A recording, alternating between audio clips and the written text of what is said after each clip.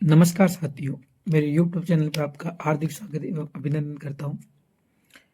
यदि आप भी अपना फॉर्म प्री रीट डीएलएड 2026 में अपना फॉर्म भरना चाहते हैं, तो प्लीज़ ये वीडियो पूरा देखिए और फॉर्म कैसे भरना है, क्या-क्या भरना है, क्या-क्या योग्यताएँ चाहिए, फ़ोटो, सिग्नेचर आदि क्या-क्या अपलोड करने पड़ेंगे आपको, क्या फ़ीस लगेगी, क्या दोनों पेपर साथ में होंगे। जैसे बहुत सारों के प्रश्न होते हैं कि हिंदी में भी भर सकता हूँ, संस्कृत में भर सकता हूँ, केवल हिंदी से भरूंगा या संस्कृत है। तो पहले मेरे दोस्तों, जिनके 12वीं में संस्कृत विषय या वरिष्ठ उपाध्याय जिन्होंने कर रखी है, वो बोथ में अपना फॉर्म भर सकते हैं। अन्यथा आपको एक में ही, केवल सामान्य में ही फॉर्म भरना है। तो इस वीडियो को पूरा आगे जरूर देखिए। तो साथियों, सबसे पहले अपना क्रोम खोल ले। क्रोम में आपको सर्च करना है प्री डीएलएड डीएलएड RAJ राज EXAM एग्ज़ाम, या यहाँ पे आप सर्च कर सकते हो राज 2026.com। जैसे ही खुलेगी, ये आपके सीधा डायरेक्ट उसी पे आप वेबसाइट पर आ गए। यदि आप ये सर्च नहीं करोगे तो आपको बहुत सारी वेबसाइटें मिलेगी और आप इधर-उधर भटकते रहोगे। तो आपको सबसे पहले यही सर्च करना है प्री डीएलएड फिर राज 2026.com, सीधा आपको यहाँ भेज देंगे। यहाँ पे आपका सबसे फॉर्म यहाँ पे लिखा हुआ है form 2026 find form number receipt form. आपको सब तो इस पे क्लिक करना है फॉर्म 2026 पे। अब जैसे ही आप ये पेज खुलेगा तो इसमें आपको सबसे पहले यहाँ पे है गृह जिला, यानी कि गृह राज्य कौन सा आपको, तो सबसे पहले इसमें जाके आपको राजस्थान सेलेक्ट करना है या आपका जो भी राज्य हो वो सिलेक्ट कर लेना। जैसे मैं राजस्थान का तो मैं सिलेक्ट कर लिया। इसके बाद में आपका गृह जिला यानी कि होम डिस्ट्रिक्ट कौन सा है, तो मैं जैसे भीलवाड़ा से हूँ तो मैं भीलवाड़ा चूज करता हूँ। उसमें ये आपके ऊपर ही ऊपर भरतपुर के नीचे ये भीलवाड़ा। अब आपको परीक्षा केंद्र के लिए दो जिलों को सिलेक्ट करना है, तो आपको मैं पहला जिला वैसे ही मैं भीलवाड़ा चूज करूंगा और उसके बाद में निकट पड़ता है अजमेर, तो मैं दूसरा सिलेक्ट करूँगा अजमेर। इसके बाद में यहाँ पे आवेदक का नाम, तो आपको जो 10वीं की मार्कशीट में है उसमें जो भी आपका नाम लिखा है वो कैपिटल में पढ़ना है। तो मेरा नाम है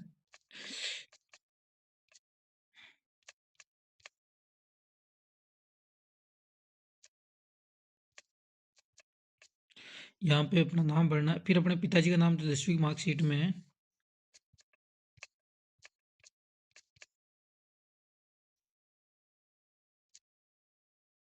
जो भी कैपिटल में भरना है आपको।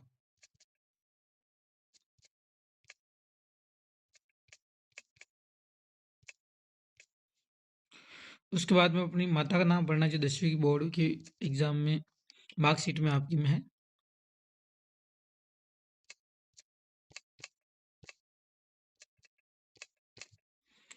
उसके बाद में दोस्तों अपना मोबाइल नंबर डालना है।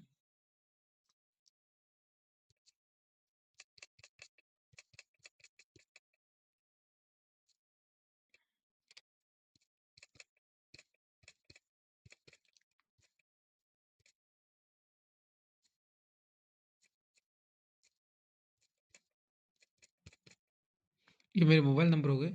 उसके बाद में आपको डीओपी डालनी है, तो जैसे मेरी डीओपी डाल रहा हूँ मैं। पहले ईयर सेलेक्ट करना है।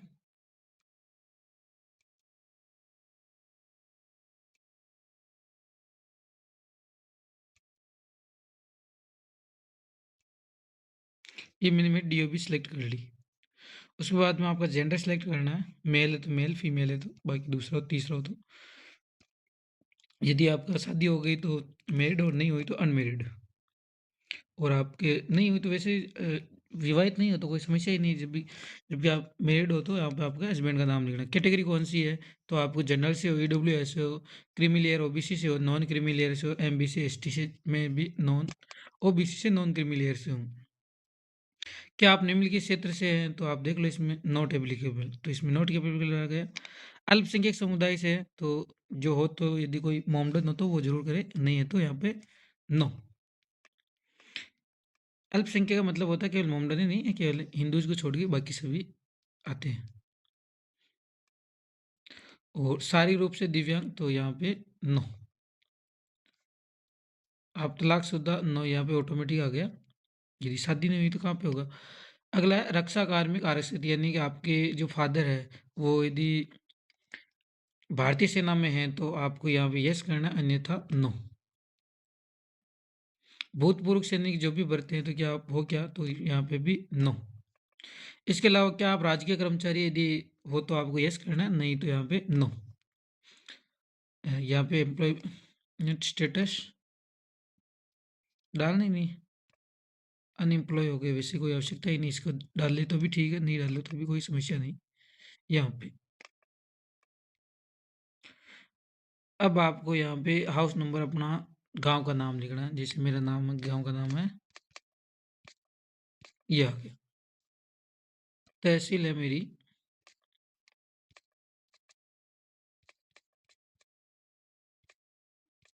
Two level. इसके अलावा डाकघर हम लगाते हैं,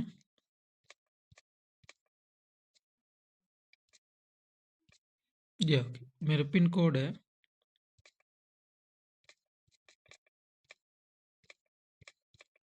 ये पिन कोड। उसके बाद में स्टेट कौन सा आपका, तो स्टेट यहाँ पे आ गया है राजस्थान से, तो मैं राजस्थान डाल दिया।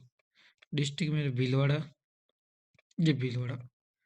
उसके बाद में तहसील मैंने आपको बता ही दिया, अभी फूलिया कला उसमें भरा था, तो यहाँ पे करेड़ा कोटली पीप, ये फूलिया कला आ गई। इसके बाद में मेल आईडी तो मेरी ये आ गई, ये मैंने डाल दी। और इसके बाद में मोबाइल नंबर अल्टरनेट, तो मैंने अल्टरनेट मोबाइल नंबर डाल रहा हूँ, ये अल्टरनेट नंबर हो गई। इसके बाद में आधार कार्ड नंबर, तो आपके आधार कार्ड नंबर भी डालने यहाँ पे,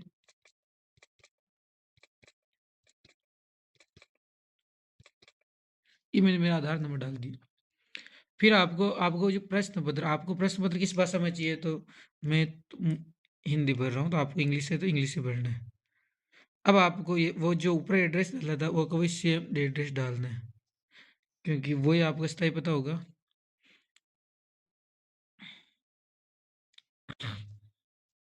अब इसके नीचे आपको क्वालिफिकेशन, क्वालिफिकेशन क्या है?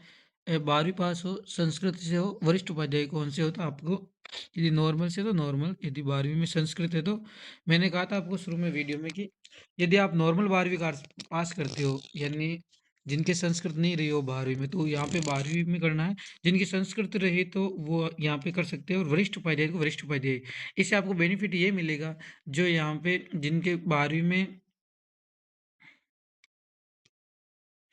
जिनके 12वीं संस्कृत विषय रहा और फॉर्म बोथ में भरते हैं, तो उनको काउंसलिंग के समय संस्कृत के कॉलेज में मिलेगी और हिंदी के कॉलेज में मिलेगी।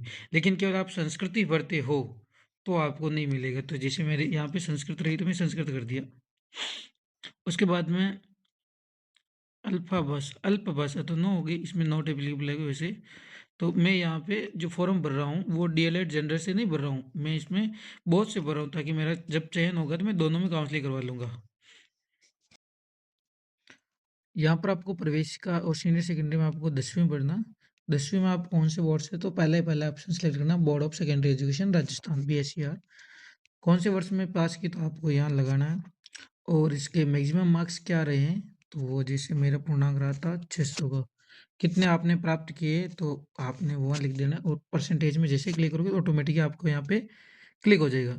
उसके बाद में 12वीं, तो यहाँ पे बोर्ड ऑफ सेकेंडरी एजुकेशन कब पास की, 2018 में, और कितने नंबर आए थे, कितने का पूर्णांक रहा, 500 का, और कितने नंबर आए, तो ये मेरे आए थे। यहाँ पे ऑटोमेटिकली परसेंटेज सेलेक्ट हो जाएंगे। फिर आपको नेक्स्ट करना है, भूतपूर्व नो, फिर और क्या रहे, एम्प्लॉय स्टेटस अनएम्प्लॉय।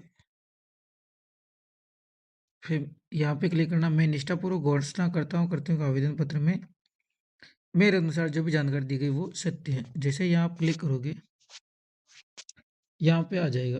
अब यहाँ पर आपको रिसेंटली फोटो और एक 3 चीज़ें अपलोड करनी है।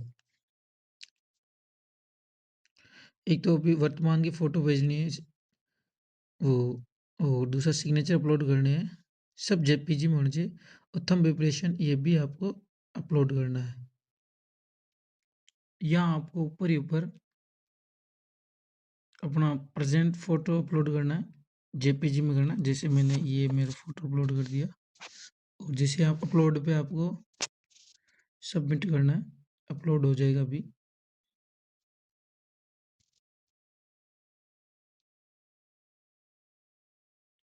अभी दूसरी है, जैसे मेरे ये है सिग्नेचर, ये अपलोड आपको इनकी छोटी करनी है फ़ोटो, तब जाके अपलोड होगी। तो ये मैं छोटा करके अपलोड करता हूँ। ये मेरा फ़ोटो अपलोड हो गया। इसके बाद में आपको यहाँ पे सिग्नेचर अपलोड करना है। ये मेरे सिग्नेचर अपलोड, सिग्नेचर 50 केबी से कम चाहिए।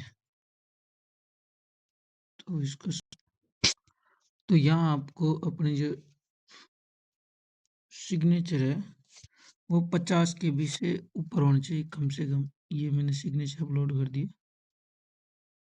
यहाँ पे मेरा सिग्नेचर भी है। अब मेरा थंब इम्प्रेशन ये भी 50 केबी से ऊपर होना चाहिए। अब जैसे मैं यहाँ पे अपलोड करूँगा, ये मेरे 3 अपलोड हो गए। फिर आपको यहाँ पे बैंक डिटेल्स भरनी है नीचे। ये सेल्फ हो गया खुद का। आईएफएससी जैसे मेरे सापरा का अकाउंट है तो उसका आईएफएससी कोड है SBIN 0031 055। नेम ऑफ बैंक है SBI, ऑटोमेटिक आ गया। ये सापरा ब्रांच हो गई। अकाउंट नंबर ये मेरे में डाल रहा हूँ।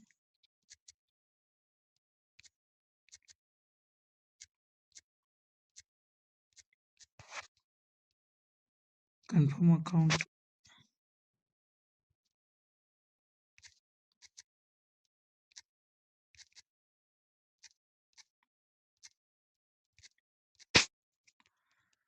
ये हो गया। और यहाँ पे आपको क्लिक करना और जैसे आपको नेक्स्ट करोगे, ये नेक्स्ट करना है।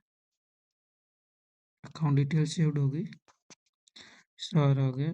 इसके अलावा आपके मूल निवास के प्रमाण पत्र डालने हैं यहाँ पे।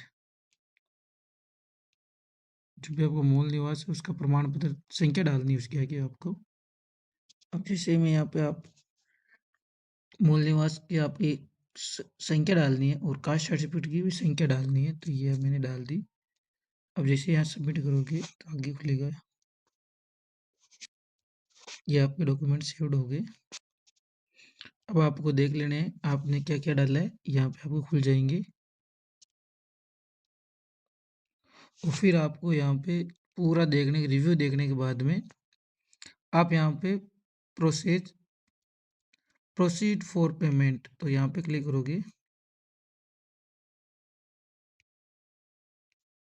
अब आप डेबिट कार्ड से यूपीआई से तो कैसे करने चाहते हो, तो अब मैंने जैसे यूपीआई किया तो यूपीआई में 500 रुपये दोनों के लगेंगे।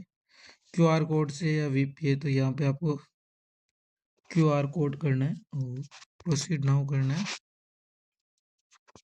इस प्रकार का क्यूआर कोड आ गया। आपको 5 मिनट में इसको स्कैन करना है। पेमेंट फॉर वर्द, तो जैसे आप यहाँ पे करोगे तो आपका सक्सेसफुल हो जाएगा और इस प्रकार आप अपना फॉर्म भर सकते हो। तो दोस्तों वीडियो अच्छा लगे तो शेयर एंड सब्सक्राइब जरूर करें और वीडियो को अधिक से अधिक लोगों तक शेयर जरूर करें। जय हिंद।